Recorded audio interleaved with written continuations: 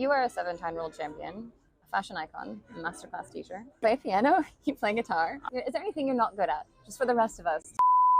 Yeah, I'm terrible at a lot. Terrible at math. I mean, I'm dyslexic.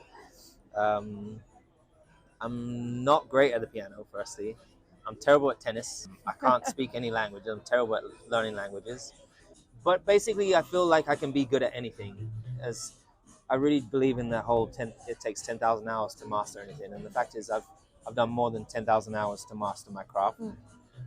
And so, like, be a master at the piano is going to take a lot of work, and I know that's going to take time. But I feel like if I apply myself how I have to my career, to whatever it is that I'm passionate about, with like the same focus and determination, I feel like I could do it to a good level. Yeah. So that's how I try everything. Yeah. I never go, oh, I'm not going to do that. I'm like, I try it. Even if I look silly, I try it. It's a positive mindset. Yeah. Yeah. We're going to switch gears into Formula One. I'm really sorry about the really awful pun. So if you could, in 3 words, describe Formula One for our fashion girlies. Describe Formula One.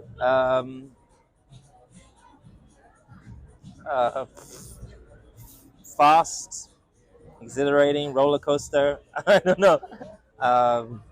You can't do it in 3 words. Sum it up in like 1 sentence. Formula One is the pinnacle of motorsport. It's like the NASA, like it's the space rockets of race cars. It's the highest technology.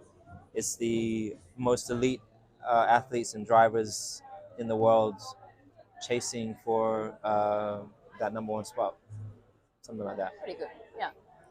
Do you have a most memorable race in your career, and why does it stand out? I've done so many races. I must have done 1,000 races probably. So I think there's not just one memory, but I would say, okay, look, my first Grand Prix. And I as a kid, was told the whole time when I was at school from the teachers, from other, like, at all the races, that I was never going to amount to anything. And there's no way you're going to be a Formula One driver. There's no one that looks like you in Formula One. And I remember how painful it was hearing those things.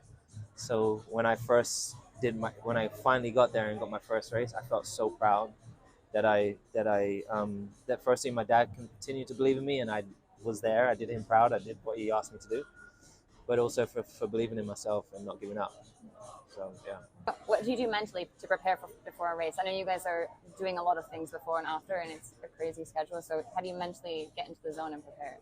It's a bit like a test. I think I studied the night before and the day of, just to make sure I've got everything covered. I meditate in the mornings. I do yoga, and I set like intentions for my days.